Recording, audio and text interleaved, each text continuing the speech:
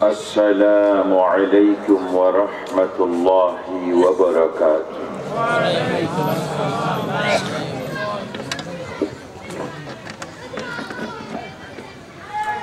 Alhamdulillahi nahmaduhu wa nasta'inuhu wa nastaghfiruh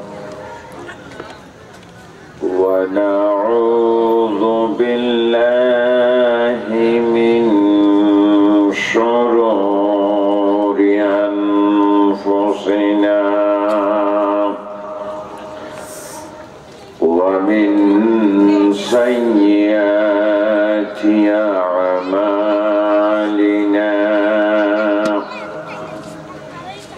man yahdihillahu fala mudilla lahu wa man yudlilhu فلا هادي له ونشهد أن لا إله إلا الله وحده لا شريك له ونشهد أن سيدنا وحبيبنا ومولانا محمدا عبده ورسوله الذي أرسله بالحق بشيرا ونذيرا وداعيا إلى الله بإذنه وسراجا منيرا فقد قال الله تعالى في كلامه المجيد الفرقان الحميد أعوذ بالله من الشيطان الرجيم بسم الله الرحمن الرحيم اتل ما أوحي إليك من الكتاب وأقم الصلاة إن الصلاة تنهى عن الفحشاء والمنكر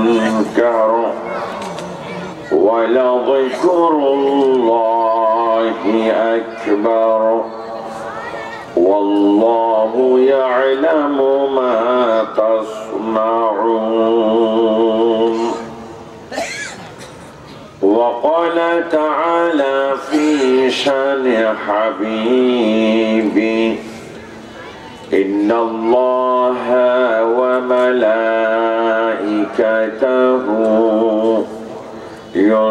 يصلون على النبي يا أيها الذين آمنوا صلوا عليه وسلموا تسليما. اللهم صل على سيدنا مولانا محمد وعلى آل سيدنا مولانا محمد.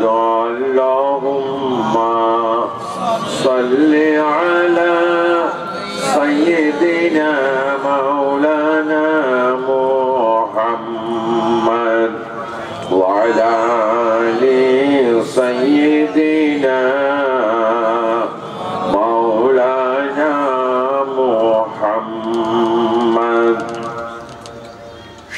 সম্মানিত মুসলিম ভাইগণ,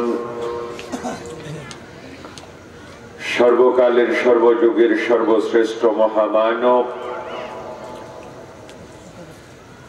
আখিরি জামানার পয়গম্বর, আশরাফুল আম্বিয়া, সাইয়্যিদুল মুরসালিন, ইমামুল মুত্তাকিন, রহমাতুল লিল আলামিন জনাব মুহাম্মদুর রাসূলুল্লাহ সাল্লাল্লাহু আলাইহি ওয়াসাল্লামের শানে আমরা সকলেই অন্তর খুলে, জবান খুলে বিশ্বনবীর প্রতি মহাব্বত কলবে পরিপূর্ণ করে দরুদ পড়ব ইনশাআল্লাহ। যেন আমাদের দরুদের আওয়াজে সোনার মদিনায় বিশ্বনবী সাল্লাল্লাহু আলাইহি ওয়াসাল্লামের রওদায়ে আকদস বরাবর পৌঁছে যায়। রাজি আছেন তো? তাহলে সকলেই আমার মুখে মুখে জোরে জোরে বিশ্বনবী সাল্লাল্লাহু আলাইহি ওয়াসাল্লামের শিখিয়ে দেওয়া সেই দরুদ আমরা তেলাওয়াত করি। আল্লাহুম্মা সাল্লি আলা সাইয়্যিদিনা মুহাম্মাদ ওয়া আলা আলি সাইয়্যিদিনা মুহাম্মাদ কামা সাল্লাইতা আলা ইব্রাহিম ওয়া আলা আলি ইব্রাহিম ইন্নাকা হামিদুম মাজিদ। আল্লাহুম্মা বারিক আলা মুহাম্মাদ ওয়া আলা আলি মুহাম্মাদ কামা বারাকতা আলা ইব্রাহিম ওয়া আলা আলি ইব্রাহিম ইন্নাকা হামিদুম মাজিদ।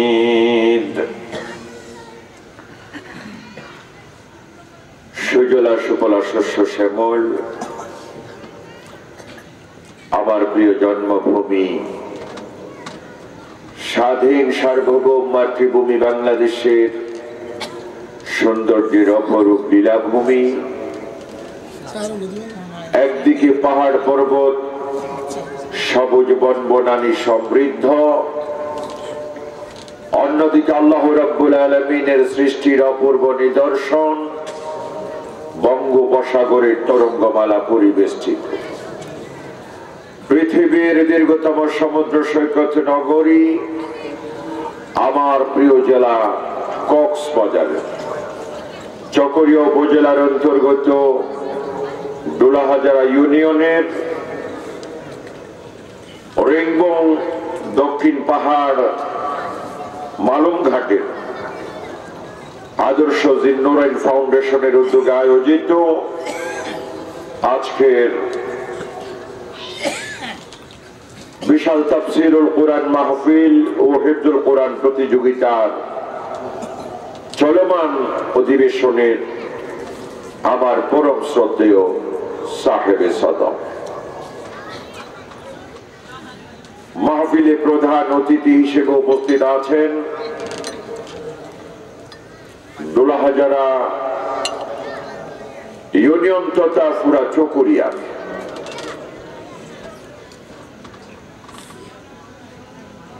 তরুণ উদীয়মান ইসলামী আন্দোলনের অন্যতম সিপাহসালার, আমাদের অত্যন্ত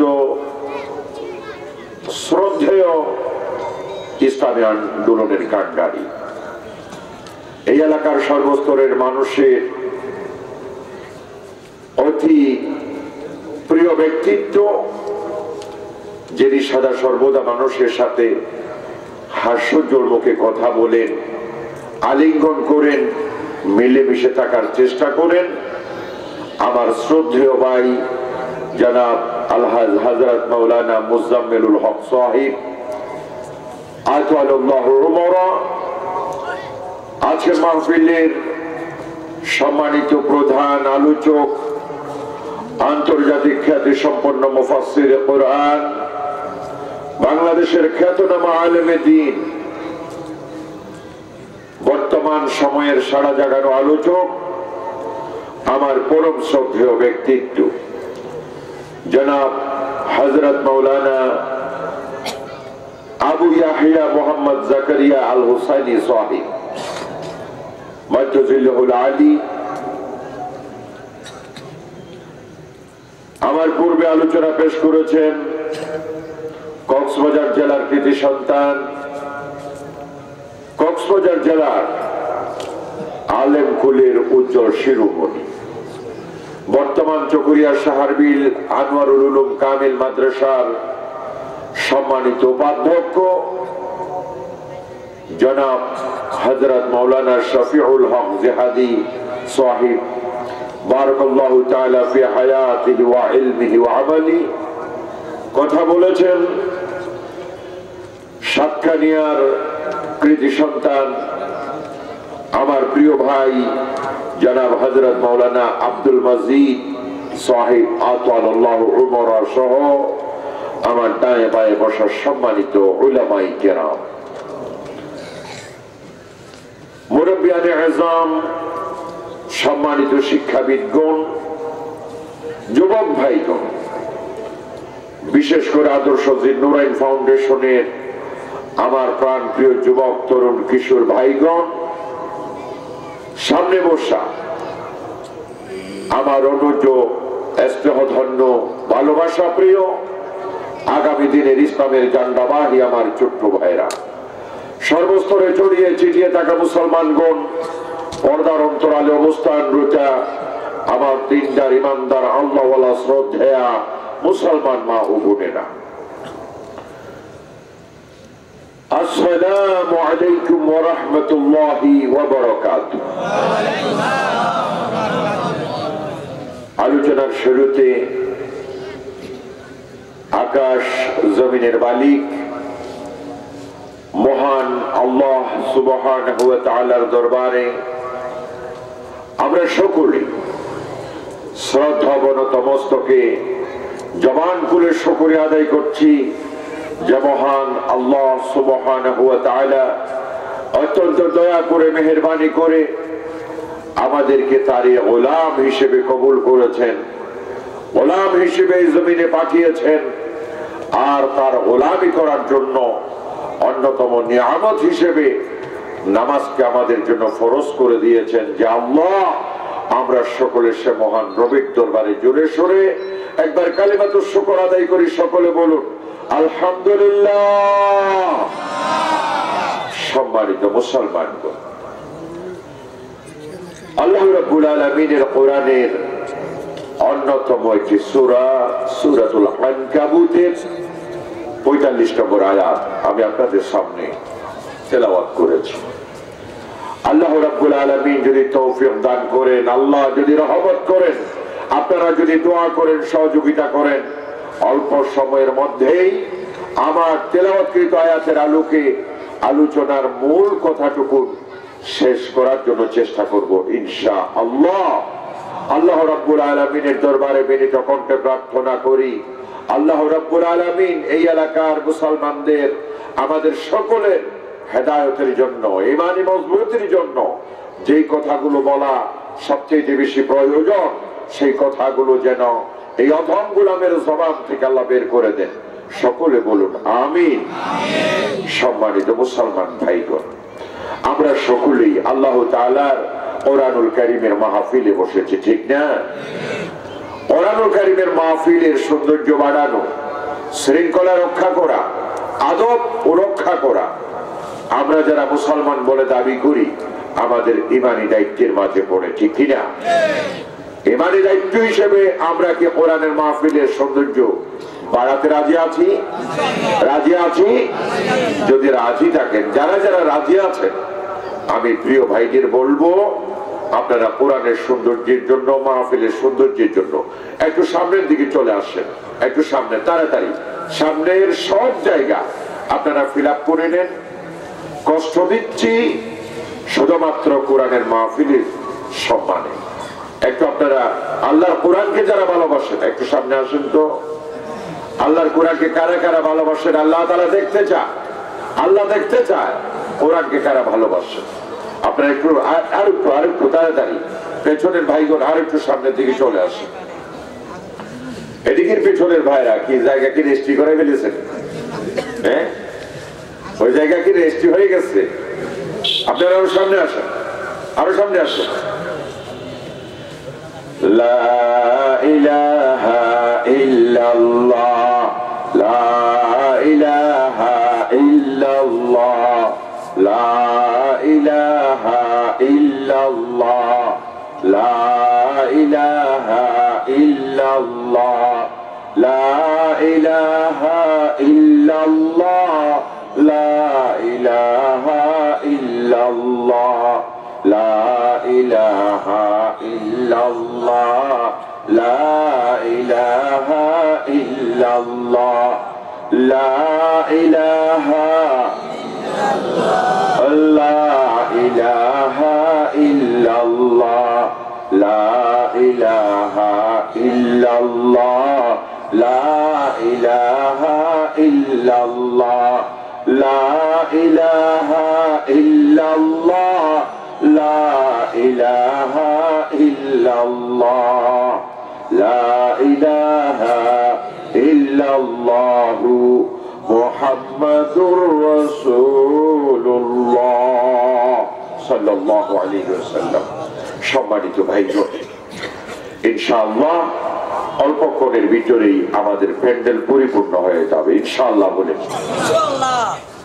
মুসলমানগণ, আশা করছি ঘরে বসে থাকবেন না, দয়া করে কোরআনুল কারীমের মাহফিল যেখানে হচ্ছে সব মুসলমান সেখানে চলে আসবে ইনশাআল্লাহ। আর মুনাফিকেরা কোরআনের মাহফিলে কি আসবে না, সেটাই তো স্বাভাবিক, ঠিক না? নাচ গানের আয়োজন হলে মুনাফিকেরা আসবে, মুমিনেরা আসবে না। আর কোরআনের মাহফিল, আল্লাহ রাসূলের সিরাতের মাহফিল, ইসলামের আলোচনা হবে, ওই মাহফিলে মুসলমানেরা আসবে, মুনাফিকেরা আসবে। সুতরাং আজকে গান বাজনা দিয়েও মুমিন এবং মুনাফিক ফরক করা যায়, আবার কোরআনের মাহফিল হাদিসের মাহফিল দিয়েও মুমিন মুনাফিক কি করা যায়, ফরক করা। আজকে এই এলাকায় কারা কারা মুমিন আছেন, এই মাহফিল সেই মুমিনদের জন্যই কিয়ামতের দিন আল্লাহর দরবারে কথা বলবে, ঠিক কি না? এই জন্য প্রিয় ভাইগণ, কোরআনের মাহফিল কি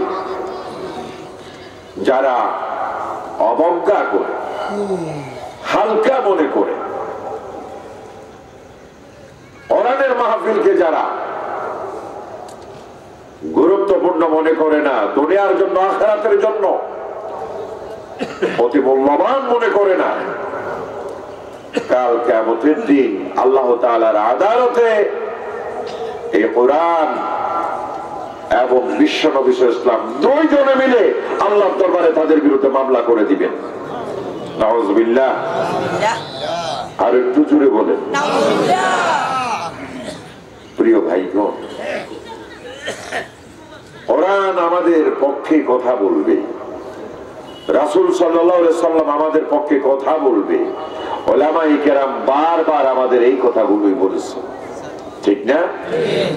কিয়ামতের কঠিন মুসিবতের সময় আমাদের জন্য সুপারিশকারী হবে কি?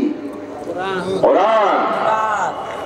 আমাদের জন্য সুপারিশকারী হবে নামাজ, আমাদের জন্য সুপারিশ করবে রোজা, আমাদের জন্য সুপারিশ করবেন আল্লাহ রাসূল সাল্লাল্লাহু আলাইহি সাল্লাম, ঠিক কি না? কিন্তু রাসূল সাল্লাল্লাহু আলাইহি সাল্লাম যে আমাদের বিরুদ্ধে আবার মামলা করে দিবেন, কোরআন যে আমাদের বিরুদ্ধে মামলা করে দিবেন, সেটা তো আমরা জানতাম না। কি বলেন? সেটা তো আমরা জানতাম না। আজকেই শোনা সূরাতুল ফুরকান 30 নম্বর আয়াত।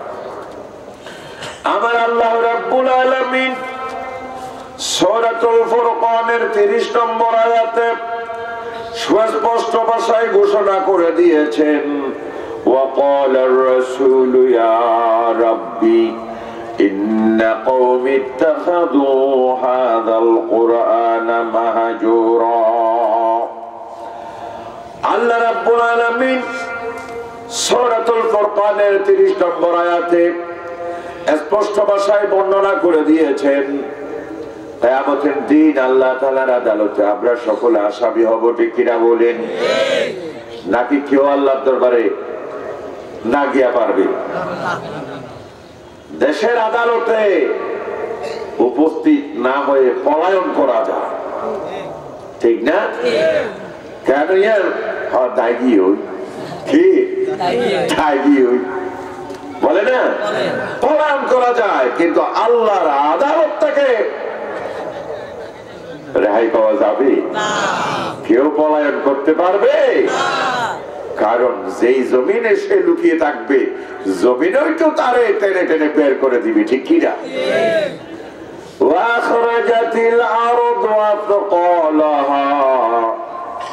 সূরা জিলজালের 2 নম্বর আয়াত আল্লাহ তাআলা বলছেন জমিন পেটে জমিনের ভিতরে যা আছে সবগুলো বের করে দেবে।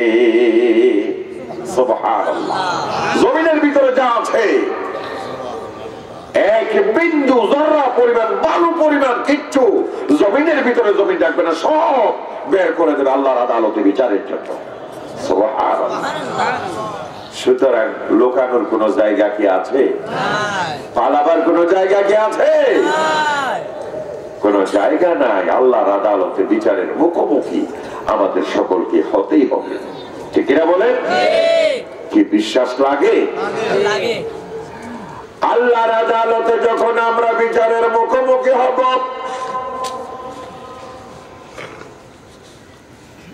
যারা আদর্শ জিন্নুরাইন ফাউন্ডেশনের তাফসীরুল কোরআন মাহফিলে দক্ষিণ পাহাড়ে মাহফিল হলো, মাইকের আওয়াজ গেল, তারা আসতে পারলো না।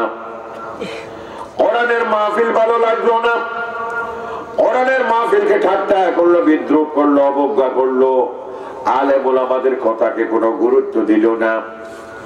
আল্লাহ রাসূল সাল্লাল্লাহু আলাইহি ওয়াসাল্লাম বলছেন সূরাতুল ফুরকানের 30 নম্বর আয়াত, ইয়া রাব্বি, আল্লাহ রাসূল দাঁড়িয়ে কিয়ামতের দিন বলবেন আল্লাহ ও আল্লাহ তাআলা, এই মানুষগুলো দক্ষিণ পাহাড়ে কোরআনের মাহফিল হয়েছিল, কোরআন থেকে আলোচনা চলছিল, আল্লাহ তাআলা তাদের কাছে কোরআনকে ভালো লাগেনি, কোরআনের মাহফিলকে ভালো লাগেনি, আল্লাহ তাআলা কোরআন তারা তেলাওয়াত করতো না, আল্লাহ ঘরের ভিতরে কোরআন থাকা সত্ত্বেও কোরআনের উপরে ময়লা আবর্জনা অনেক বেশি জমা হয়ে গিয়েছিল, বছরের মাথায় কোনদিন কোরআন তেলাওয়াত করতো না। অথচ আমি রাসূল বললাম কোরআন তেলাওয়াতে এক এক বর্ণের ভিতরে 10টি সওয়াব আল্লাহ তাআলা তার আমলনামায় লিখে দিবেন। শুধু আলহামদুলিল্লাহ, এখানে হামজা লাম হা মিম দাল কয়টা বর্ণ? 5টা। কয়টা? শুধু কেউ যদি আলহামদু বলে, আলহামদু কোরআনুল কারীমের শুধু আলহামদু যদি কেউ তেলাওয়াত করলো, 5 বর্ণের জন্য 5 10 50টা সওয়াব মানুষের আমলনামায় লেখা হলো। সুবহানাল্লাহ। সুতরাং দুনিয়ার মুসলমানেরা, আল্লাহ রাসূল বলবেন আল্লাহ একটা বর্ণের জন্য 10টা আমলনামায় সওয়াব আমি রাসূল ঘোষণা দিয়েছিলাম, একেবারে বিনা কষ্টে, বিনা টাকায়, বিনা পয়সায় আল্লাহর কোরআন তেলাওয়াতের সওয়াব আছে না নাকি নাই? অথচ আমি রাসূল এইভাবে ঘোষণা দেওয়ার পরেও তারা কোরআন তেলাওয়াত করতো না, কোরআন মহব্বত করতো না, কোরআনের মাহফিলে যাইতো না, কোরআন ভালোবাসতো না, কোরআনের আলেম ওলামাদের তাদের পছন্দ হতো না। এইভাবে যদি আল্লাহ রাসূল কিয়ামতের দিন আল্লাহ তাআলার আদালতে আমার বিরুদ্ধে, আপনার বিরুদ্ধে মামলা করে দেয়, ও দুনিয়ার মুসলমান, আল্লাহ রাসূল যদি মামলা করে দেয়, আমার নামাজ, আমার রোজা, আমার হজ যাকাত আমার জন্য কোনো কাজে আসবে? কোনো কাজে আসবে? আল্লাহ রাসূল যদি আমার বিরুদ্ধে, আপনার বিরুদ্ধে দাঁড়িয়ে যায়, কাল কিয়ামতের ময়দানে নামাজ, রোজা, হজ, যাকাত আপনি যাই করুন না কেন, আল্লাহর দরবারে আমরা কেউ বাঁচতে পারবো না। এই জন্য প্রিয় মুসলমানগণ, আমি আশা করছি এই এলাকায় আজকের কোরআনের এই মাহফিল আমাদের জন্য ঈমানের একটি পরীক্ষা, ঠিক না? সুতরাং এই পরীক্ষায় কারা পাস করবে, কারা ফেল করবে, আজকে যারা আসবে না নিশ্চিতভাবে তারা ফেল, ঠিক না? আর যারা আসবে আল্লাহ তাআলা তাদের পাশ করিয়ে দিবেন ইনশাআল্লাহ। প্রিয় মুসলমানগণ, এই জন্য আমি আশা করছি ইনশাআল্লাহ সকলেই চলে আসবে। প্রিয় মুসলমানগণ, একটু মন ভরে আজকে আমরা আলোচনা শুনবো, কি বলেন, রাজি আছেন তো? যে আয়াতখানি আমি তেলাওয়াত করেছি কুরআনুল কারীমের একটি অন্যতম সূরা, সূরাতুল আনকাবুত। সূরাতুল আনকাবুত 45 নম্বর আয়াত। কত নম্বর আয়াত? 45 নম্বর আয়াত। এটা কুরআন শরীফের 30টি পারা আছে না, তার মাঝে 21 পারার প্রথম আয়াত। 21 পারা শুরু। 21 পারা শুরু। এই আয়াতে আমার আল্লাহ সুবহানাহু ওয়া তাআলা তিনি বলছেন, সম্বোধন করছেন মুহাম্মদ সাল্লাল্লাহু আলাইহি ওয়াসাল্লামকে, হে নবী, হে নবী, হে মুহাম্মদ সাল্লাল্লাহু আলাইহি ওয়াসাল্লাম, উতলু, আপনি তেলাওয়াত করুন। আপনি কি করুন? আপনি তেলাওয়াত করুন। কি তেলাওয়াত করবেন? মা উহিয়া ইলাইকা মিনাল কিতাব, কিতাব থেকে যা আপনার কাছে ওহী হিসেবে পাঠানো হয়েছে। আপনার কাছে কিতাবের যে অংশ ওহী হিসেবে পাঠানো হয়েছে। কিতাব মানে কি? কোরআন। কিতাব মানে কি? কোরআনের যে অংশগুলো ইতিমধ্যে আপনার উপরে পাঠানো হয়েছে, এই অংশগুলো আপনি কি করুন?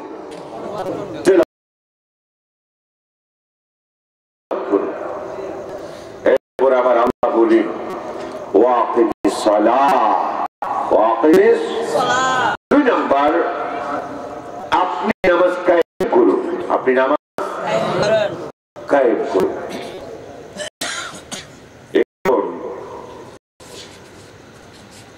কোরআন তেলাওয়াত তো কোনো সময় করা যায়, তাই না? সূর্য ওঠার আগেও করা যায়, সূর্য ওঠার পরেও করা যায়, বিভিন্ন সময়ে কোরআন তেলাওয়াত করা যায়। কিন্তু নামাজ তো একটু কষ্টের জিনিস। ফজরের সময় যখন শীত পড়ে, রজাই কম্বল আমরা খুব আরাম করে দিই, ঠিক না? এই অবস্থায় মুয়াজ্জিন বলে আল্লাহু আকবার, আল্লাহু আকবার। হে আল্লাহর বান্দা উঠে আয়, হে আল্লাহর বান্দা উঠে আয়।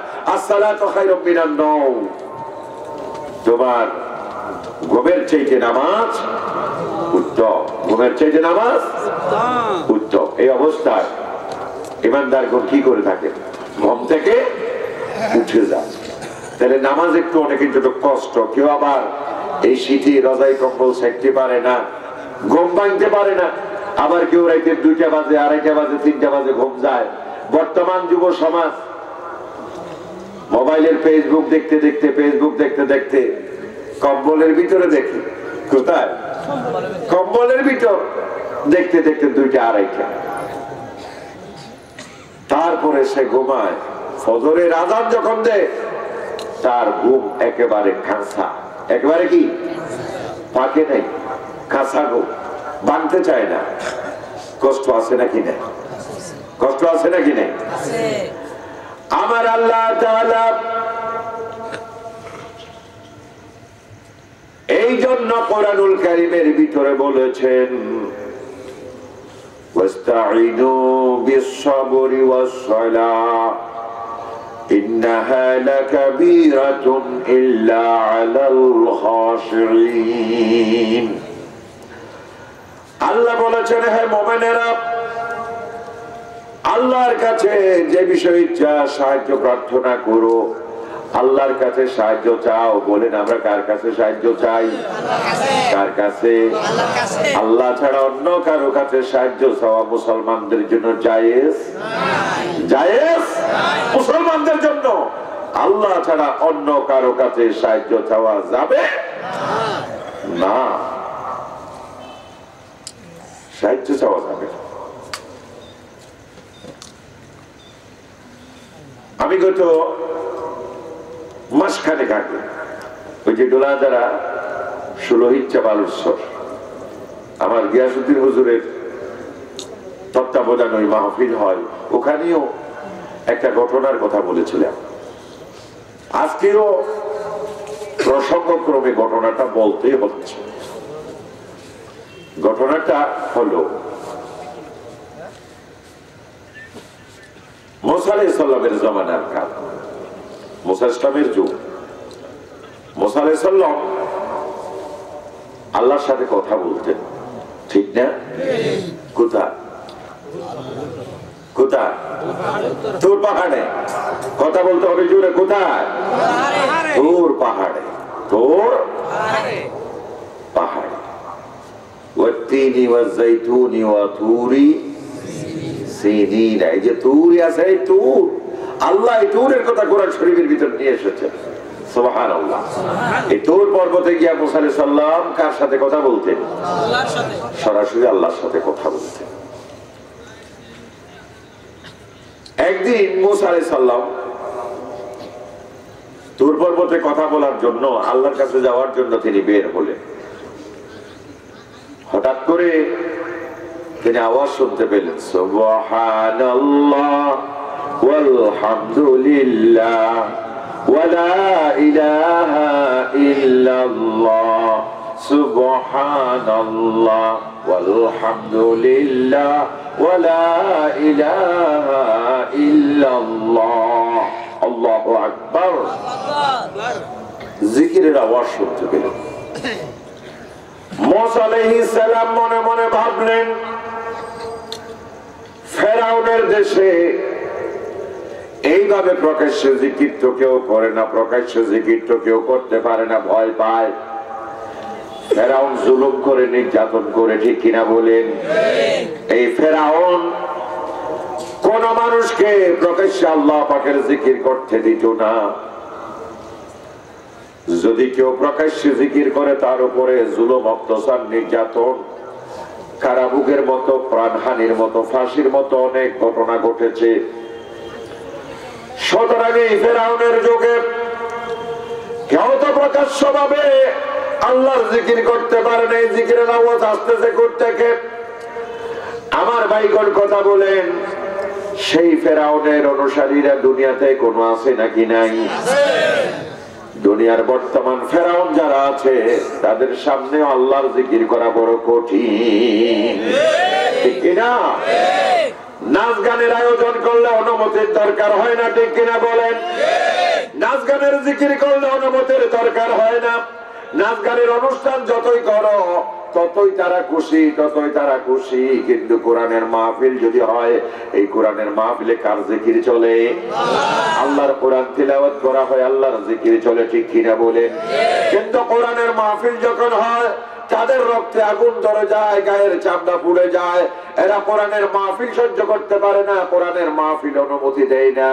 নানা ধরনের ধুমকি, হুমকি ধমকি বারবার দিতেই থাকে, ঠিক কিনা বলে? আমার ভাইগণ, ফেরাউনের অনুসারীরা এখনো আছে নাকি নাই? কিন্তু দুনিয়ার মুসলমানেরা, ফেরাউনের অনুসারীরা জেনে রাখো, আলেম ওলামার কণ্ঠ আল্লাহ যতদিন খুলে রেখেছেন, দুনিয়ার কোন ফেরাউন আলেম ওলামার কণ্ঠ বন্ধ করতে পারবে না, ঠিক কিনা বলেন? সুতরাং যতই চেষ্টা করো না কেন, আল্লাহর দিনের কথা বলবোই, আল্লাহর দিনের কথা বলতে থাকবোই। দুনিয়ার কাউকে পরোয়া করে আলেম ওলামা কথা বলে না, ঠিক কিনা বলেন? প্রয়োজনে চাকরি যাবে, অসুবিধা নাই। জেলখানায় নিবে, অসুবিধা নাই। আলেম ওলামা ঘর থেকে বের হওয়ার আগে জেলখানারে কবুল করে বের হয়, ঠিক কিনা বলেন?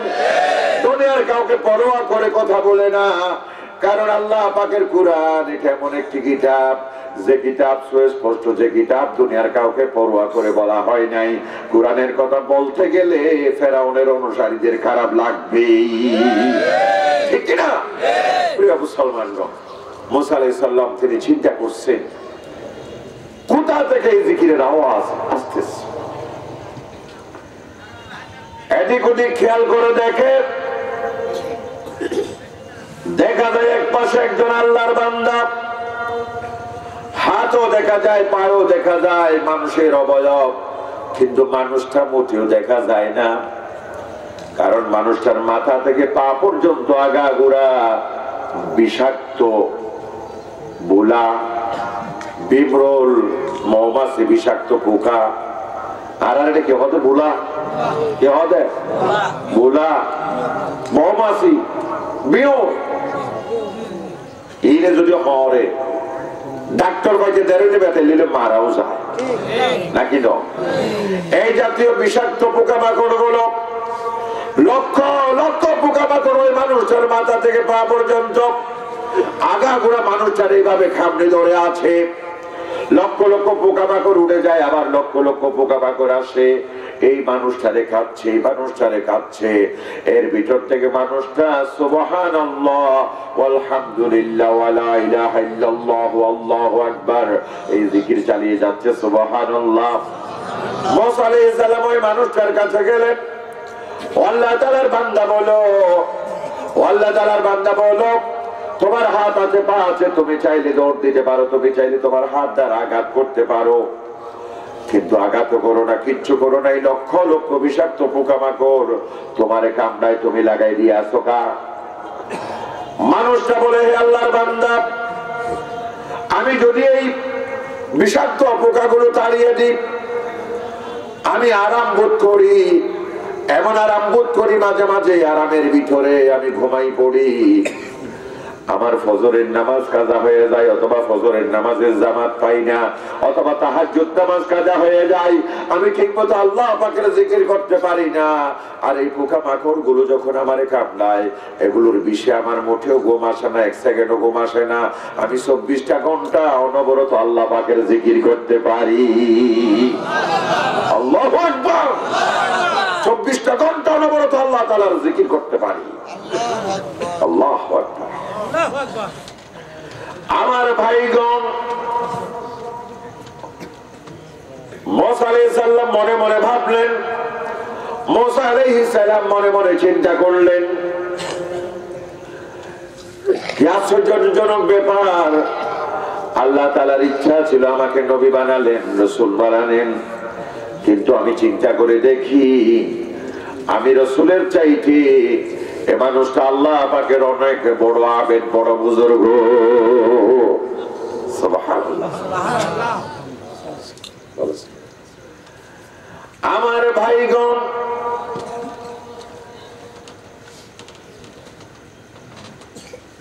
মুসা আলাইহিস সালাম ওই মানুষটার কাছে গেলেন, ভাই এইভাবে তুমি কতদিন আল্লাহ তাআলার জিকির করতেছো? মানুষটা বলে, আল্লাহ তাআলার বান্দা বেশি দিন নয়, মাত্র 400 বছর। কত বছর? মাত্র 400 বছর। মুসা ইসলাম অবাক হয়ে গেলেন, বললেন, হে আল্লাহর বান্দা, তুমি বলো তোমার মতো আল্লাহ পাকের এত বড় আবেদ, এত বড় বুজুর্গ, আমি তোমার কি খেদমত করতে পারি? মানুষটা তখন বললেন, ও আল্লাহ তাআলার বান্দা, তুমি যদি চাইলে আমার দুইটা মনের আরজু, আমার দুইটা মনের কামনা তুমি চাইলে পূরণ করতে পারো। এক নম্বর হলো, আমি শুনেছি এই জায়গায়, এই জামানায়, এই জায়গায় একজন আল্লাহ তাআলার বড় রাসূল এসেছেন, যার নাম হলো মুসা। আমি মুসা নবীর সাথে একবার দেখা করতে চাই। আমি যদি মুসা নবীর সাথে একবার দেখা পাই, আমি মুসাকে দেখে আমার অন্তরটা আরো ঠান্ডা হবে, আরো শীতল হবে, আমার অন্তর জোড়া আমি মুসাকে একবার দেখতে চাই। আর 2 নম্বর হলো, এই বিষাক্ত পোকামাকড় গুলো কামড়াইতে কামড়াইতে আমার কলিজার ভিতরে বিষের যন্ত্রণায় আগুনের মতো জ্বলতেছে। যদি একটু ঠান্ডা পানি আমারে খাওয়াইতে পারো, তাহলে এই 2টি কামনা, এই 2টি বাসনা আমার আছে, তুমি চাইলে এই 2টি পূরণ করতে পারো। মুসা আলাইহিস সালাম বললেন, ও আল্লাহ তাআলার বান্দা, ইনশাআল্লাহ 2টি বাসনাই আমি তোমার পূরণ করতে পারি। তার মাঝে একটি বাসনা ইতিমধ্যে পূরণ হয়ে গেছে। তুমি যে নবী মুসারে দেখতে চাও, ও আল্লাহ তাআলার বান্দা, সেই মুসা দূরে নয়, সেই মুসা এখন তোমার সামনে দাঁড়িয়ে তোমার সাথে কথা বলছে। সুবহানাল্লাহ। সেই মুসা এখন তোমার সামনে দাঁড়িয়ে তোমার সাথে কথা বলছে। মানুষটার 2 চোখ বেয়ে অশ্রু গড়িয়ে পড়ল। মুসা আলাইহিস সালামকে দেখে মানুষটা মনের ভিতরে বড় আরাম অনুভব করলো, শান্তি অনুভব করলো।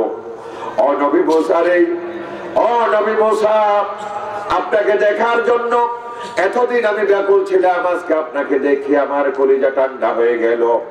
এবার মুসা আলাইহিস সালাম বললেন, তাইলে আপনি আল্লাহর জিকির করেন, আমি আপনার জন্য দূর প্রান্তে গিয়ে ঠান্ডা পানি নিয়ে আসবো। আপনি জিকির করেন, আমি আপনার জন্য কি আনবো? ঠান্ডা পানি নিয়ে আসবো। মানুষটা জিকির চালিয়ে যাচ্ছে, এদিকে মুসা আলাইহিস সালাম ওই মানুষটার জন্য ঠান্ডা পানির জন্য যেখানে পানি পাওয়া যায় সেখানে চলে গেলেন। আল্লাহ তাআলা বললেন, মালাকুল মউত আজরাইল তুই কোথায়? এত ঘন্টা, এত মিনিট, এত সেকেন্ডে তার হায়াতের মেয়াদ শেষ, তুই তার জানটা তুই কবজ করে নিয়ে আয়। পানি পান করা হবে না। অদনিয়ার মুসলমানগণ, আমাদের সকলের হায়াতের একটা মেয়াদ আছে নাকি নাই? হায়াত যখন শেষ হয়ে যাবে, আমার আপনার মেয়াদ যখন শেষ হয়ে যাবে, দুনিয়ার কেউ চাইলেও, দুনিয়ার সব মানুষ মিলেমিশে চাইলেও এক সেকেন্ড বাড়াইতে পারবে কিনা? আবার দুনিয়ার সব জালেম একত্রিত হইলেও এক সেকেন্ড কমাইতেও পারবে না। এই ঘোষণা কার? আমার আল্লাহ তাআলা ঘোষণা দিয়েছেন, وَإِذَا جَاءَ أَجَلُهُمْ لَا يَسْتَأْخِرُونَ سَاعَةً وَلَا يَسْتَقْدِمُونَ। আমার আল্লাহ ঘোষণা দিয়েছেন, ও দুনিয়ার মানুষেরা, আমি আল্লাহ তোমাদের জন্য একটা মেয়াদ নির্ধারণ করেছি, আমি আল্লাহ তোমাদের জন্য একটা হায়াত নির্ধারণ করেছি। এই মেয়াদ যতদিন শেষ না হবে, দুনিয়ার কারো ক্ষমতা নাই তোমার জীবন শেষ করে দেওয়া। ঠিক কিনা বলেন? আবার যখন জীবনের মেয়াদ শেষ হয়ে যাবে, সারা দুনিয়া চেষ্টা করলেও তোমার এক সেকেন্ড রাখতে। এই জন্য দুনিয়ার মুসলমানেরা, আলেম ওলামা যারা আছে আল্লাহর কোরআনের উপরে তারা বিশ্বাস করে, ঠিক কিনা বলেন? এই জন্য আলেম ওলামা মরণকে পরোয়া করে না, ঠিক কিনা? আলেম ওলামা কোরআনের আয়াতকে বিশ্বাস করে, আলেম ওলামা মনে করে আমার হায়াতের মেয়াদ শেষ না হওয়া পর্যন্ত দুনিয়ার কোন জালেম আমারে মারতে পারবে না, ঠিক কিনা? এক সেকেন্ড আমাকে আগেও আমারে মারতে পারবে না। এই জন্য আলেম ওলামা বারবার কথা বলে যায়, কোন জালেমকে ভয় পায় না, ঠিক কিনা? কারণ আলেম ওলামা জানে হায়াত শেষ হওয়ার আগে দুনিয়ার কোন জালেম আমারে ধ্বংস করতে পারবে না। এই জন্য আলেম ওলামা বুঝে রাতের 10:30 বাজে ফাঁসির রশি গলায় যাবে, আলেম ওলামা হাসি মুখে সেটা বরণ করে নে। কেমনে? কারণ আলেম ওলামা জানে আজকের এই টাইমে যদি আমি ঘরের ভিতরে বসে থাকলেও আমার মওত হয়ে যাইতো, ঠিক কিনা? কিন্তু আল্লাহ তাআলা আমাকে শাহাদাতের মওত দিচ্ছেন, দুনিয়ার শ্রেষ্ঠ মওত আমারে দিচ্ছেন। এই জন্য আলেম ওলামা হাসি মুখে তা বরণ করে, আলেম ওলামা সেটারে পরোয়া করে না। সুতরাং মওতকে আগে পিছে যারা মনে মনে ভাবে তারা মুনাফিক, ঠিক কিনা বলেন? মওতকে কেউ আগেও দিতে পারে না, পরেও দিতে পারে না, ঠিক কিনা? এটা মুনাফিকেরা বিশ্বাস করে, আর ইমানদারেরা বিশ্বাস করে না। না না, মওতের মালিক আল্লাহ, হায়াতের মালিক আল্লাহ। আল্লাহ যেদিন শেষ করে দেবে, আমি আল্লাহ তাআলা ইচ্ছা করলে এমনিতে নিয়ে যাবে, আবার আল্লাহ ইচ্ছা করলে শাহাদাতের মাধ্যমে নিয়ে যাবে, ঠিক কিনা? এই জন্য ইমানদার ফাঁসির কাছে যাবার আগেও বলে দে, জীবন ভিক্ষা চাইবে কিনা? না না, মুনাফিকের কাছে আমি জীবন ভিক্ষা চাই না। জীবন যদি ভিক্ষা চাইতে হয় আকাশ জমিনের মালিক আল্লাহর কাছে চাইবো, ঠিক কিনা বলেন? আকাশ জমিনের মালিক আল্লাহর কাছে চাইবো, মুনাফিকের কাছে আমি জীবন ভিক্ষা চাইবো না। এই জন্য দুনিয়ার মুসলমান চিন্তা করেন, দুনিয়ার সব জালেম একত্রিত হলেও আমার জীবনের এক সেকেন্ড খাইতে পারবে না। আপনার জীবনের এক সেকেন্ড নষ্ট করতে পারবে না। জীবনের মালিক কি? আল্লাহ। আল্লাহ তাআলা বললেন, মালাকুল মউত আজরাইল জলদি করে যা, জলদি করে যা, এতটা বাজে, এত মিনিট, এত সেকেন্ডে ওই মানুষটার জান কবজ করে নিয়ে আয়। কিন্তু জান কবজ করবি একজন মুশরিকের মতো। নাউযুবিল্লাহি মিন যালিক। কার মতো? মুশরিকের মতো। একজন মুশরিকের জান যেভাবে কবজ করা হয় সেভাবেই কবজ করবে। নাউযুবিল্লাহি মিন যালিক। এত বড় বুজুর্গ, এত বড় আবেদ, 600 বছর যে মানুষ আল্লাহ পাকের জিকির করেছে 24টা ঘন্টা অনবরত, ওই মানুষটার জান কবজ হবে কিভাবে? মুশরিকের মতো। হুজুর, মুশরিকের মতো জান কবজ করা এটা আবার কি? এটা আবার কি? দুনিয়ার মুসলমানেরা,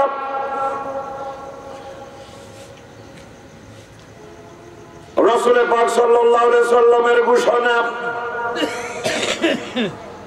রাসূলুল্লাহ সাল্লাল্লাহু আলাইহি সাল্লাম একদিনের আনসারী সাহাবী ইন্তেকাল করেছেন। রাসূল পাকের মদিনার একজন সাহাবী ইন্তেকাল করেছেন।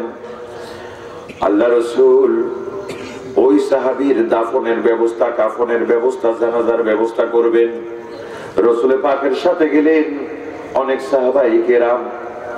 আল্লাহ রাসূল গিয়ে জিজ্ঞেস করলেন, হে আমার সাহাবায়ে কেরাম, এই মৃত সাহাবার লাশ কোথায় দাফন করা হবে? বলা হলো, ইয়া রাসূলুল্লাহ, ওই জায়গায় আমরা চিহ্নিত করেছি, ওই জায়গায় দাফন করব। যে জায়গা চিহ্নিত করা হলো, আল্লাহ রাসূল সেই জায়গার উপরে গিয়ে বসে গেলেন। আল্লাহ রাসূল সম্পূর্ণরূপে নীরব, সম্পূর্ণরূপে নীরবতা পালন করছেন। চতুর্পাশে সাহাবায়ে কেরাম একেবারে চুপচাপ। আল্লাহ রাসূল একটা আঙ্গুল দিয়ে এভাবে মাটি গোটাগুটি করছেন। সাহাবায়ে কেরাম নীরব নিস্তব্ধ, কারণ রাসূল পাককে চিন্তিত দেখে সাহাবায়ে কেরাম ভয় পাচ্ছেন। আল্লাহ রাসূল চিন্তিত মনে মাটি গোটাগুটি করছেন। অনেকক্ষণ পর আল্লাহ রাসূল তার চেহারা মোবারক উপরের দিকে উঠালেন আর সাহাবায়ে কেরামদেরকে বললেন, ও আমার সাহাবায়ে কেরাম, এই জমিনের ভিতরে কিছুক্ষণ পরে ওই সাহাবীরা আমরা দাফন করবো, ঠিক কিনা বলেন? এই জমিনের ভিতরে আমাদের সকলকে যেতে হবে। ও আমার সাহাবায়ে কেরাম, জমিনের ভিতরে দেওয়ার পরে মানুষের উপরে যে আযাব চলে, মানুষের উপর আল্লাহ পাকের পক্ষ থেকে যে শাস্তি চলে, এই শাস্তির বর্ণনা দেওয়া সম্ভব নয় আমি রাসূলের ভাষায়। ও আমার সাহাবায়ে কেরাম, কবরের আযাব থেকে তোমরা আল্লাহর কাছে ফানা চাও। ও আমার সাহাবায়ে কেরাম, কবরের আযাব থেকে আল্লাহর কাছে ফানা চাও। ও আমার সাহাবায়ে কেরাম, কবরের আযাব থেকে আল্লাহর কাছে ফানা চাও। কয়টা? কয়বার বললেন? তিনবার বললেন একই কথা। আল্লাহ রাসূলের দুই চোখ মোবারক দিয়ে পানি টপ টপ ঝরতে লাগলো। আল্লাহ রাসূলের এই অবস্থা দেখে সাহাবায়ে কেরাম আর সহ্য করতে পারলেন না। সাহাবায়ে কেরাম সকলে অঝর দ্বারাই কান্নাকাটি শুরু করে দিলেন। কান্নার এক আওয়াজ হয়ে গেল। আল্লাহ রাসূল সাল্লাল্লাহু আলাইহি ওয়াসাল্লাম বললেন, ও আমার সাহাবায়ে কেরাম, শোনো শোনো, কান্নাকাটি বন্ধ করো, কান্নাকাটি বন্ধ করো। আমি রাসূলের ঘোষণা শোনো। যারা দুনিয়ার জীবনে ইমানদারের পক্ষে ছিল, যারা দুনিয়ার জীবনে নামাজীদের পক্ষে ছিল, যারা দুনিয়ার জীবনে কোরআনের পক্ষে ছিল, যারা দুনিয়ার জীবনে কোরআন মেনেছো, আল্লাহর ভয়ে, কোরআনের ভয়ে তুমি সুদ খাও নাই, ঘুষ খাও নাই, কোরআন দিয়া জীবন গড়েছো, কোরআন দিয়া নামাজ পড়েছো, কোরআন দিয়া বিবাহ শাদী করেছো, কোরআন দিয়া সমাজ গড়ার চেষ্টা করেছো, কোরআনের আন্দোলন করেছো, কোরআনের পথে চলেছো, ইমানদার হয়ে দুনিয়াতে নিজের জীবনকে গঠন করেছিলেন।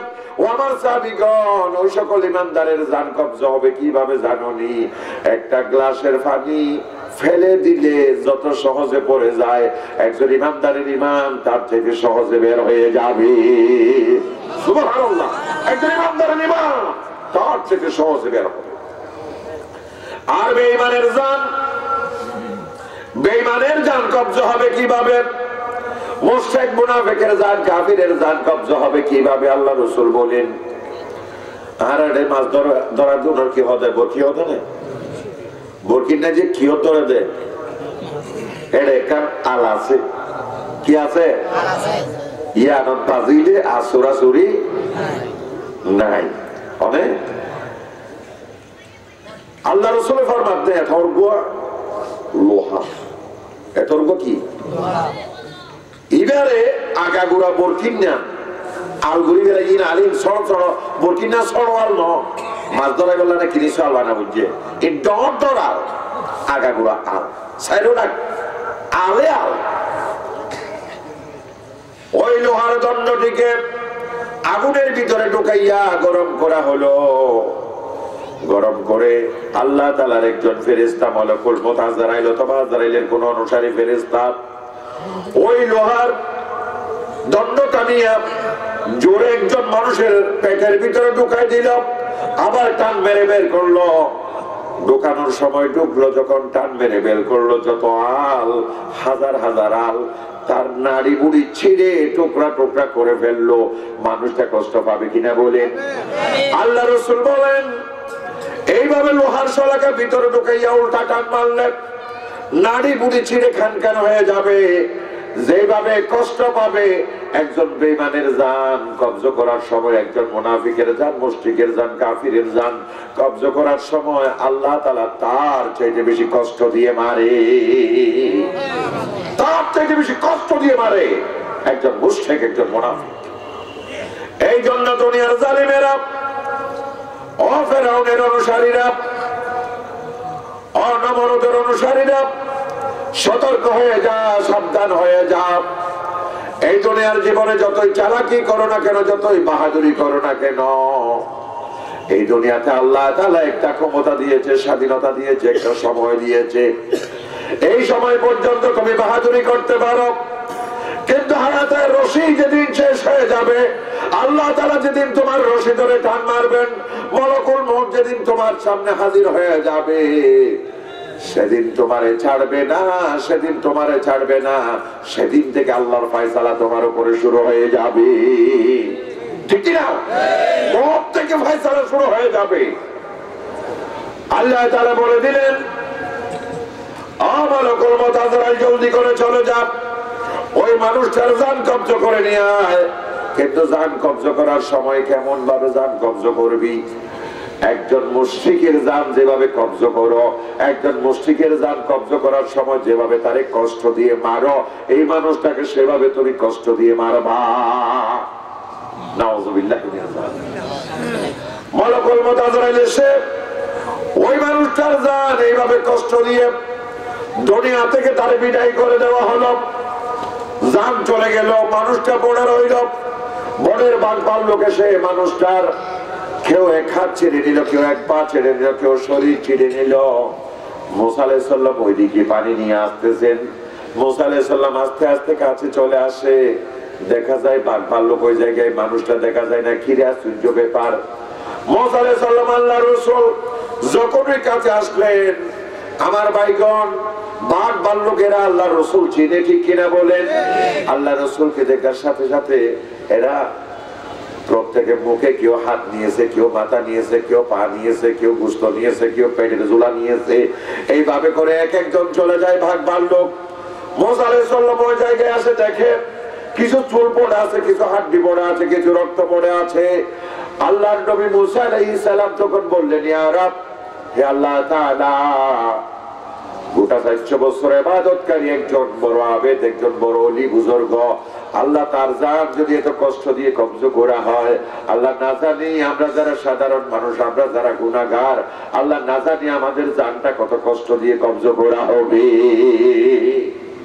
না জানি আল্লাহ আমাদের জান কত কষ্ট দিয়ে কবজ করা হবে। আল্লাহ তাআলা ডাক দিলেন, মুসা, ও মুসা শুনে নাও, আমি ওই মানুষটারে ইমানদারের মতো জান কবজ করি নাই, আমি তারে মুশরিক করে জান কবজ করেছি।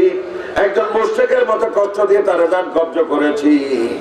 ইমানদার হিসেবে যদি আমি তার জান কবজ করতাম, তারে বহু আরামে আমি জান কবজ করতাম, তারে হেসে হেসে জান্নাতের নিয়ামত দেখাইয়া দেখাইয়া তার জান কবজ করতাম। সুবহানাল্লাহ। মুসা আলাইহিস সালাম বললেন, আল্লাহ, মানুষটা তো শিরক করে নাই, সারা জীবন তোমার জিকির করেছে, আল্লাহ এই মানুষটারে কেন মুশরিক অবস্থায় তুমি জান কবজ করাইলা? আল্লাহ বলেন, মুসা রে, 400 বছর ধরে আমি আল্লাহ তাআলার ইবাদত করেছে, ঠিক কিনা বলেন? 400 বছর ধরে আমি আল্লাহর ইবাদত করেছে, 400 বছর ধরে আমি আল্লাহর জিকির করেছে, আর আমি আল্লাহ তার যাবতীয় প্রয়োজন পূরণ করেছি। খাবার ব্যবস্থা, পানির ব্যবস্থা, তার পেটের ব্যবস্থা, যত ধরনের ব্যবস্থা, সব ব্যবস্থার সমাধান আমি আল্লাহ দিয়েছি, ঠিক কিনা বলেন? আজকেও যদি মানুষটা পোকামাকড়ের কামড়ের কারণে যদি তার কলিজা জ্বলে, তার অন্তর জ্বলে, ঠান্ডা পানি আমি আল্লাহর কাছে চাইতে পারতো না। আমি আল্লাহর কাছে যদি চাই ঠান্ডা পানি চাইতো, আমি আল্লাহ তার এই ঠান্ডা পানি দেওয়ার ব্যবস্থা করতাম, ঠিক কিনা বলে? আমি আল্লাহর ক্ষমতা আছে নাকি নাই? আমি আল্লাহ আসমান থেকে তার ঠান্ডা পানির ব্যবস্থা করতাম।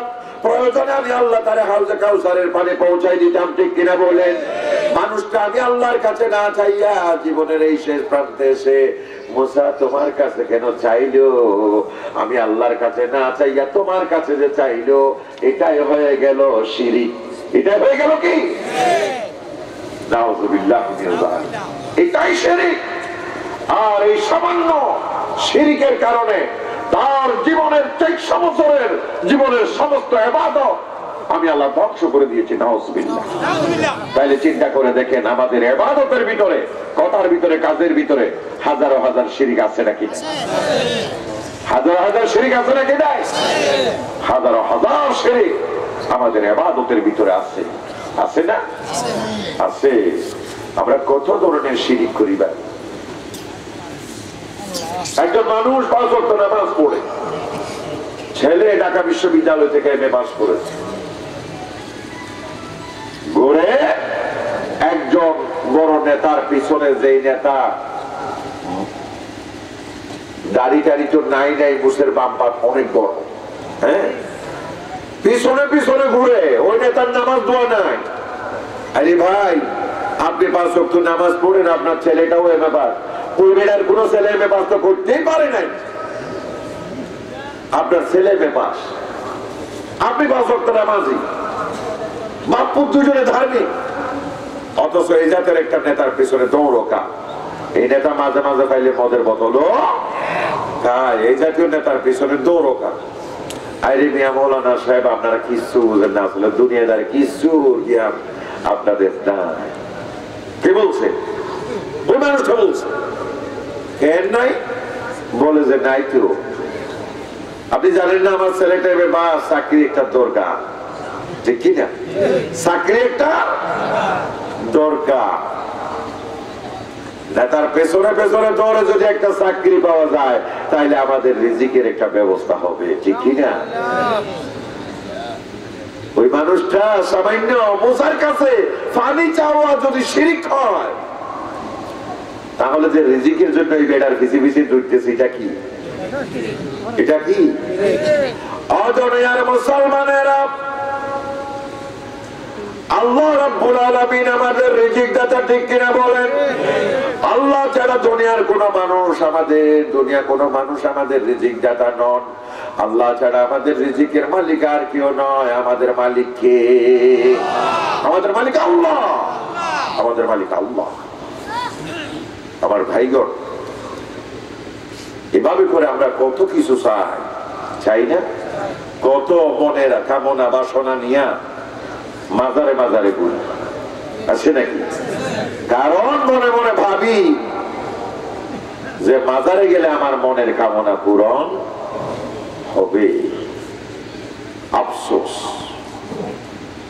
এই সামান্য কারণে যদি এমন হয়, সারা জীবনের ইবাদত নষ্ট হয়ে যায়, তাহলে আমরা কি করতেছি? কার পিছনে দৌড়তেছি? রিজিকের জন্য, এই জন্য, সেই জন্য নানা ধরনের কত বাহনা আমরা করি। ছেলে হচ্ছে না, মেয়ে হচ্ছে না, 10 বছর 20 বছর, শাহজালালের মাজারে গিয়া ছেলে চায়। সন্তানের অসুখ ভালো হয় না, শাহ মোরাবাদের মাজারে গিয়া গজার মাছের আধার খাওয়াইলে ভালো হবে। এই জাতীয় মন মানসিকতা, চিন্তা ভাবনা আমাদের অনেকের ভিতরে আছে নাকি নাই? বিশেষ করে আমার মহিলা মামুনদের কাছে এই জিনিসটা একটু বেশি, ঠিক না? প্রিয় মুসলমানগণ, আমরা যে কালেমা পড়েছি লা ইলাহা ইল্লাল্লাহ, এই কালেমার হাকিকত হলো, এই কালেমার মূল কথা হলো, আল্লাহ ছাড়া কোনো সৃষ্টিকর্তা নাই, আল্লাহ ছাড়া কোনো জীবনদাতা নাই, মরণদাতা নাই, হায়াতদাতা নাই, মৌতদাতা নাই, সন্তানদাতা নাই, অসুখ ভালো করার আর কেউ নাই। যিনি আছেন তিনি কে? আল্লাহ। সন্তান চাইলে কার কাছে চাইবো? রিজিক চাইলে আল্লাহর কাছে চাইবো। খাদ্য চাইলে, চাকরি চাইলে, বাকরি চাইলে কার কাছে চাইবো? এটাই হচ্ছে মুসলমানদের মূল আকীদা হওয়া দরকার, ঠিক না বলেন? আজকে আমরা মুসলমান নাম দিই, কত আকীদা আমাদের মাঝে মিশ্রণ হয়ে গেছে। বড় দুঃখজনক ব্যাপার। আল্লাহ সুবহানাহু ওয়া তাআলা বিশ্বনবী মুহাম্মদ সাল্লাল্লাহু আলাইহি ওয়াসাল্লামকে বলছেন, নবী, নবী আপনি নামাজ কায়েম করুন, আপনি নামাজ কায়েম করুন। এই নামাজ কায়েম করলে লাভটা কি হবে? আকিমিস সালাহ, নবী আপনি নামাজ কায়েম করুন, এই নামাজ কায়েম করলে কি লাভ? এবার আল্লাহ তাআলা জবাব দিয়েছে, উলামায়ে কেরাম আমার চতুর্পাশে আছেন, এটাকে বলা হয় সওয়ালে মুকাদ্দারের জবাব। তার মানে একটা প্রশ্ন এখানে ভিতরে আছে, কেউ না করলেও আল্লাহ তাআলা প্রশ্নটার জবাব আগেই দিয়ে দিয়েছেন। প্রশ্ন করার আগে জবাব। ও মসজিদের মুয়াজ্জিন তুমি আমারে ডাকো, ও মসজিদের মুয়াজ্জিন আল্লাহু আকবার বলে বারবার তুমি আমারে ডাকো, তোমার ডাক আমি রজাই কম্বল ছেড়ে কেন আসবো? আল্লাহ যে বলেছেন ইন্নাহা লাকাবীরাতুন ইল্লা আলাল খাশিঈন, এই নামাজ অনেকের জন্য কঠিন, বড় কঠিন, ঠিক কিনা বলে? এই নামাজ অনেকের জন্য বড় কঠিন। কেমনে কঠিন? আমার ঘরের পার্শ্ব দিয়া বালু ট্রাক যায়, কি যায়? বালু ট্রাক বালুর জন্য যায় আমার ঘরের পার্শ্ব দিয়া। এই বেড়ারে যদি বলি রোজায় কম্বল ছাড়, ফজরের নামাজ পড়, সে পড়ে না। কিন্তু সে রাইতে 3টা, 2:30, 2টা, 3:30, 4টা, তার কাছে বাসা নাই, সে 2টা, 2:30, 3টা, 3:30 বাজে কি তার ট্রাক নিয়ে বালুর জন্য যায় প্রচন্ড শীতকালে। ঠিক আছে না? তার মানে নামাজ তার কাছে বালু তোলার চাইতে কঠিন, ঠিক না? সেই এত গভীর রাতে তার ট্রাক চালাইয়া বালুর জন্য যাইতে পারে 2 মাইল দূরে, ওই বনের ভিতরে, কিন্তু 2 রাকাত নামাজ সে পড়তে পারে। তার যদি বলা হয় 2 রাকাত ভাই নামাজ পড়ে, আছে নাকি? এই জন্য আমার আল্লাহ বলেন ইন্নাহা লাকাবীরাতুন ইল্লা আলাল খাশিঈন, এই নামাজ অনেকের জন্য বড়ই কঠিন, বড়ই কঠিন। কিন্তু আমার আল্লাহ জবাব দেয় এত কেন বলেন নামাজ দিতে হবে, এই নামাজ বড়ই কঠিন। ইল্লা আলাল খাশিঈন, যারা আল্লাহকে ভয় করে, যারা আল্লাহকে ডরায়, আল্লাহর কাছে একদিন যাইতে হবে, ঠিক কিনা বলেন? এই সুন্দর বিল্ডিং ছেড়ে, এই সুন্দর বিল্ডিং এর রং ছেড়ে, এসি রুম ছেড়ে বান্দা তোর একদিন যাইতে হবে মাটির ভিতরে, ঠিক কিনা? যেই মাটিতে কোনো পাক্কা নাই, কোনো এসি নাই, কোনো দরজা নাই, জানালা নাই, গরিব যেখানে দে, একজন ভিক্ষুক যেখানে শোয়, ও কোটিপতি 10 তলা বিল্ডিং এর মালিক তুইও সেখানে শুবি, ঠিক কিনা? সুতরাং সে আল্লাহর কাছে যেতে হবে। এটা যারা ভয় করে তাদের জন্য নামাজ কঠিন নয়, ঠিক কিনা? তাদের জন্য নামাজ কঠিন নয়। আদরিয়ার মুসলমানগণ, প্রশ্ন হতে পারে মুয়াজ্জিন আল্লাহু আকবার বলে ডাক দিয়া এত করে আমারে ঘুম ভাঙ্গাও, আবার শীতের কনকনে ঠান্ডায় আমার মসজিদে নিয়ে যাও, এত কষ্ট করে লাভটা কি? এবার মুয়াজ্জিনটা জবাব দিল হাইয়া আলাল ফালাহ, হাইয়া আলাল ফালাহ, বান্দা নামাজে যদি তুই আসস তোর সফলতা দেওয়া হবে। হাইয়া আলাল ফালাহ, হাইয়া আলাল ফালাহ, এই ফালাহ মানে জান্নাত। বান্দা যদি নামাজে আসো, একটু যদি কষ্ট করো, তোর জান্নাত দেওয়া হবে। আল্লাহু আকবার, আল্লাহু আকবার। এটা হলো মুয়াজ্জিনের জবাব। এটা কার জবাব? কিন্তু আমার আল্লাহর জবাব হলো, আমার আল্লাহর জবাব হলো ইন্নাস সালাতা তানহা আনিল ফাহশাই ওয়াল মুনকার। ও বান্দা নামাজ তুই আদায় কর, এই নামাজ আদায় করলে তোমার ব্যক্তিগত জীবন থেকে, তোমার পরিবার থেকে, তোমার ছেলে মেয়ে স্ত্রীর জীবন থেকে, তোমার সমাজ থেকে, তোমার রাষ্ট্র থেকে, তোমার এলাকা থেকে ফাহশা এবং মুনকার দূরীভূত হয়ে যাবে। এই নামাজ সেটা দূর করে দেবে। বান্দা তুই সঠিকভাবে নামাজ আদায় কর। এই নামাজ যদি আদায় করো, ও বান্দা তোমার ঘরের ভিতরে যদি নামাজ তুই কায়েম করতে পারোস, ও বান্দা পরিবারের ভিতরে যদি নামাজ কায়েম করতে পারোস, ও বান্দা সমাজে যদি নামাজ কায়েম করতে পারোস, ও বান্দা রাষ্ট্রে যদি নামাজ কায়েম করতে পারোস, দেখা যাবে একটা রাষ্ট্র শান্তির সোনালী রাষ্ট্রে পরিণত হবে। এই দেশে একদিন সোনার বাংলা হবে। বেশি দিন লাগবে না যদি শুধু রাষ্ট্রীয়ভাবে নামাজটা কায়েম করতে পারো, ঠিক না? যদি রাষ্ট্রীয়ভাবে নামাজ তুই কায়েম করতে পারো, মদ, জুয়া, গাঁজা, জেনা, ব্যভিচার, অশ্লীলতা, বেহায়াপনা, যত অপরাধমূলক কাজ, সব অপরাধমূলক কাজ এই নামাজেই তোমরা নিয়ে যাবে। সুবহানাল্লাহ। কার কথা? আল্লাহর কথা। আল্লাহ জবাব দিচ্ছেন, বান্দা নামাজ কায়েম কর, নামাজ কায়েম কর। এই নামাজ যদি কায়েম করস, লাভটা কি? সমাজ এবং রাষ্ট্র থেকে, তোর ব্যক্তি জীবন, পরিবার থেকে ফাহাশা, যত অশ্লীলতা, যত বেহায়াপনা, জিনা, ব্যভিচার, উলঙ্গপনা সব সমাজ থেকে, দেশ থেকে চলে যাবে। আর মুনকার, মুনকার মানে অন্যায়, অবিচার, মদ, জুয়া, ইয়াবা, যত ধরনের আছে সব চলে যাবে। ঠিক কিনা? আপনারা খেয়াল করেন নাই, মসজিদের ভিতরে যারা নামাজ আদায় করে, মসজিদের ভিতরে যারা নামাজ আদায় করে, নামাজ বুঝো কার নাই বুঝো, বুঝো কার নাই বুঝো, সূরা ফাতিহার মানেও জানে না, শুদ্ধ করে তেলাওয়াত করতে পারে না, আছে না নাকি নাই? শুদ্ধ করে তেলাওয়াতও নাই, মানেও বুঝে না, কিচ্ছু বুঝে না, তারপর আল্লাহর কি করে? সিজদা করে। ওই মানুষ ইয়াবা খাইতে যাইতে পারে না। ঠিক কিনা বলেন? মদ খাইতে যায় না, চুরি করতে যায় না, ডাকাতি করতে যায় না, জেনা করতে যায় না।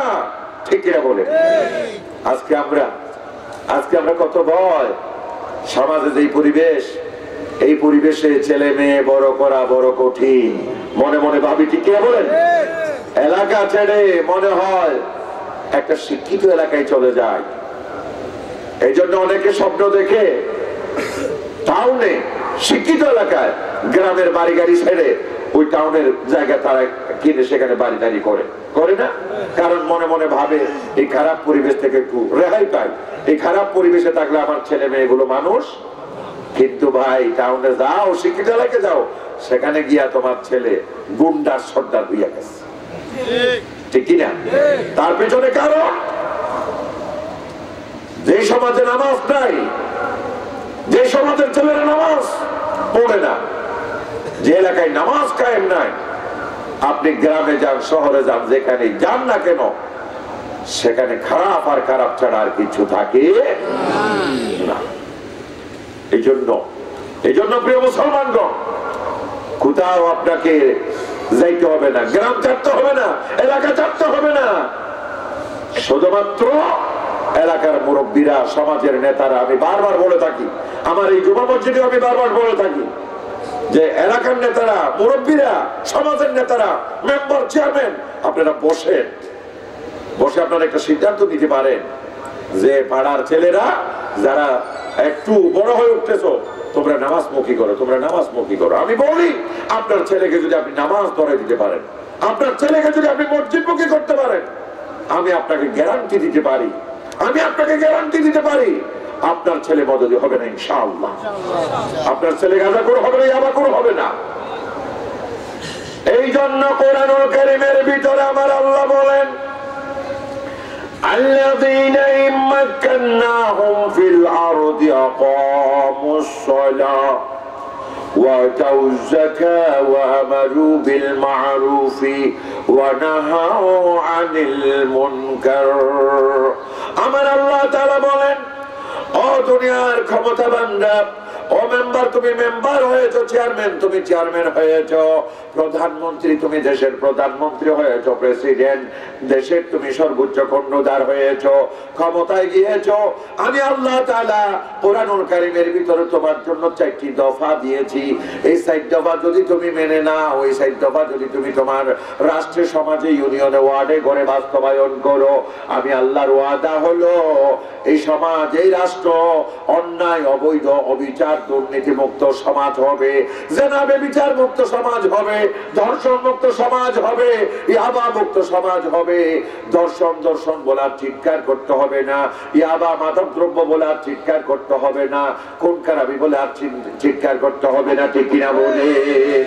সে 4 দফা হলো আল্লাহ তাআলার বাণী, আল্লাযীনা মাক্কান্নাহুম ফিল আরদ আকামুস সালাহ। ক্ষমতায় যাও, ক্ষমতায় যাওয়ার পরে সংসদে বসে আগে নামাজের আইন পাস করো। সুবহানাল্লাহ। এটা জামাত ইসলামের দাবি নয়, এটা ঐক্যজোটের দাবি নয়, এটা আওয়ামী লীগ বিএনপির জন্য নয়, এই দাবি আল্লাহর কোরআনের। ঠিক কিনা? এই দাবি আল্লাহর কোরআনের। এটা কোনো রাজনৈতিক বক্তব্য নয়, এটা কোনো রাজনৈতিক কথা নয়। এই কথা কার? আর আল্লাহর কথা আওয়ামী লীগের জন্য, বিএনপির জন্য, জামাতের জন্য, ঐক্যজোটের জন্য, সব মুসলমানের জন্য আল্লাহর কথা সমানভাবে প্রযোজ্য, ঠিক কিনা বলেন? সুতরাং আমি রাজনীতিবিদ যারা আছেন, যারা যে সময় ক্ষমতায় যান থাকেন, সব মুসলমান ভাইদের কাছে অনুরোধ করব, আপনারা যে যে স্তরে আছেন, যে যে পদের নেতা আছেন, আপনারা আপনাদের নেতাদেরকে বলেন নামাজ কায়েমে কোনো ক্ষতি নাই, লস নাই, এলাকা পরিবেশ শান্তি হয়, ঠিক কিনা? এই জন্য আমার আল্লাহ বলেন, ও মুসলমানেরা, মেম্বার চেয়ারম্যান শুধু মেম্বারি করার জন্য প্রত্যেকে কত হাউ মাউ করতেছে, ঠিক কিনা বলেন? চেয়ারম্যানি করার জন্য কত হাউ মাউ শুরু হয়ে গেছে, কিন্তু আমার আল্লাহ বলেন মেম্বার হবা, মেম্বারের দায়িত্ব কি তুমি জানো নি? চেয়ারম্যান হবা, চেয়ারম্যানের দায়িত্ব কি তুমি জানো নি? চেয়ারম্যান হবা, তোমার ইউনিয়নের ভিতরে নামাজ কায়েমের দায়িত্ব আল্লাহ তাআলা তোমার উপর অর্পণ করে দিয়েছেন। মেম্বার হবা, তোমার ইউনিয়নে মেম্বার নামাজ কায়েম করার দায়িত্ব আল্লাহ তোমার উপর অর্পণ করেছে। ও প্রধানমন্ত্রী, বাংলাদেশের ভিতরে নামাজ কায়েমের আইন করে আল্লাহ তোমার উপর ইমানি দায়িত্ব হিসেবে তুলে দিয়েছে। ও প্রেসিডেন্ট, তোমার উপর ওয়াজিবন তোমাদের উপর আল্লাহ তুলে দিয়েছে, কিন্তু তোমরা আল্লাহর দায়িত্ব পালন না করে যা করছো, কাল কিয়ামতের দিনে আল্লাহ তাআলা কারিও ছাড় দেবে? আল্লাহ কারিও ছাড় দেবে না। নামাজ কায়েম করো, নামাজ কায়েম করো, নামাজের আইন পাস করো। নামাজের আইন যদি পাস করতে পারো, সমাজে দেশে শান্তি বিরাজ করবে ইনশাআল্লাহ।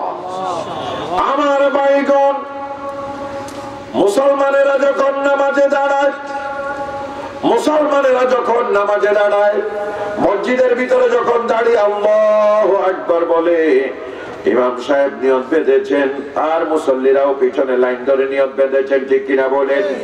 আমার ভাইগণ, ইমামের পেছনে দাঁড়ালো, দু চারজন আলেম দাঁড়ালো, আলেমের পাশে গিয়া প্রেসিডেন্ট আব্দুল হামিদ সাহেব দাঁড়ালো, ঠিক কিনা বলেন? আব্দুল হামিদ সাহেবের পাশে গিয়ে একজন ফকির সারাদিন ভিক্ষা করেছে, ঘামের গন্ধে শরীর থেকে গন্ধ বের হয়, এই ফকির গিয়া দাঁড়াইছে আব্দুল হামিদের পাশে, ঠিক কিনা বলেন? সালাম ফিরানোর পরে আব্দুল হামিদের এই কথা বলার ক্ষমতা আছে নাকি? ও পথের ভিক্ষুক ফকিরা, তুই কি জানোস না এই দেশের প্রেসিডেন্ট আর পাশে দাঁড়ালি কি? বলার ক্ষমতা আছে? তার মানে হলো নামাজ এই দুনিয়ার শাসকদেরকে শিক্ষা দেয়, নামাজ এই দুনিয়ার মুসলমানদেরকে শিক্ষা দেয়। অদুনিয়ার মুসলমানেরা নামাজ এমন একটা আল্লাহ পাকের ইবাদত, আল্লাহর এই ইবাদত যদি পালন করো, নামাজ থেকে তুমি শিক্ষা গ্রহণ করো ইসলাম কত সুন্দর, ঠিক কিনা? ইসলাম কত সুন্দর। মসজিদের ভিতরে কার আইন চলে? নাকি আপনার আইন আমার আইন চলে? মসজিদে যখন থেকে ওযু শুরু, যখন থেকে আযান শুরু, তখন থেকে আমরা যারা নামাজ পড়ি, আমরা কার আইনে চলি? আল্লাহর আইনে চলি, ঠিক না? আল্লাহর আইন চলে বলে মসজিদের ভিতরে আল্লাহর আইন কায়েম আছে বলে মসজিদের ভিতরে আমরা আল্লাহর আইন মানি বলে মসজিদের ভিতরে প্রেসিডেন্টের পাশে পথের ভিক্ষুক নামাজ পড়তে পারে, ঠিক কিনা? রাজা প্রজা, ধনী গরিব, লাল কালো কোনো ভেদাভেদ আছে নাকি? কোনো ভেদাভেদ ছাড়া একে অন্যের পাশে দাঁড়িয়ে নামাজ আদায় করেছে। এখানে ধনী নাই, গরিব নাই। সালাম ফিরানোর পর আসসালামু আলাইকুম ওয়া রাহমাতুল্লাহ, আসসালামু আলাইকুম ওয়া রাহমাতুল্লাহ। এদিকে যখন ফিরালাম দেখে আমার দুশমন আমার পাশে গা ঘেঁষে বসে আছে, সুবহানাল্লাহ। যদি ইচ্ছা করে খপ করে একটা মারি দিতাম, কি বলেন? ইচ্ছা করে কাপ করে একটা মারি দিতাম, কিন্তু মসজিদের ভিতরে কি মারা যায়? মারা যায়। তার কারণ হলো মসজিদের ভিতরে কার আইন? আল্লাহর আইন যেখানে চলে সেখানে আর মারা যায় না, আল্লাহর আইন মোতাবেক চলতে হয়। অদুনিয়ার মুসলমানেরা তাইলে চিন্তা করে দেখেন, মসজিদের ভিতরে সামান্য 10-15 মিনিট আমরা আল্লাহর আইন মানি বলে এখানে রাজা প্রজা সমান হয়ে গেছে। আল্লাহর আইন মানি বলে মারামারি নাই, শত্রু মিত্র একজন আরেকজনের পাশে দাঁড়িয়ে পাশে বসে নামাজ আদায় করেছে। অদুনিয়ার মুসলমান নামাজ আমাদেরকে কি শিখায়, কি শিক্ষা দেয়? শুধু নামাজের ফজিলত বললে হবে না, নামাজের শিক্ষাটাই হলো মুমিনের জীবনে আসল জিনিস। এই নামাজ আমাদেরকে শিক্ষা দেয়। ও দুনিয়ার মুসলমানেরা, শুধু মসজিদ এই কয়েক গন্ড জায়গার উপরে মসজিদ, ঠিক কিনা বলেন? এই কয়েক গন্ড জায়গার উপরে আল্লাহর আইন চলে বলে এত শান্তি। পুরা বাংলাদেশে যদি সংসদে, বঙ্গভবনে, গণভবনে, ইউনিয়ন পরিষদে, ম্যাজিস্ট্রেট আদালতে, পুলিশের অফিসে সবখানে যদি আল্লাহর আইন চলতো, আল্লাহর আইন কায়েম হয়ে যেত, পুরা বাংলাদেশটাই মসজিদের মতো শান্তির নগরীতে পরিণত হয়ে যেত। ঠিক না? সুতরাং আমরা আল্লাহ তাআলার শান চাই, ঠিক কিনা? আমরা আল্লাহর শান চাই। আমরা মানব গড়া কোনো আইন আর এই জমিনের উপরে দেখতে চাই না, ঠিক না বলেন? কারা কারা রাজি আছেন আল্লাহকে হাত উঠায় দেখা?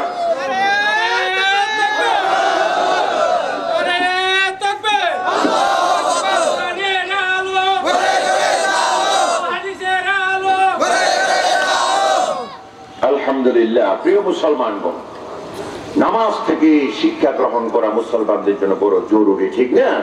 যে আমরা নামাজ পড়ি কিন্তু আসলে নামাজে আমরা কি বলি,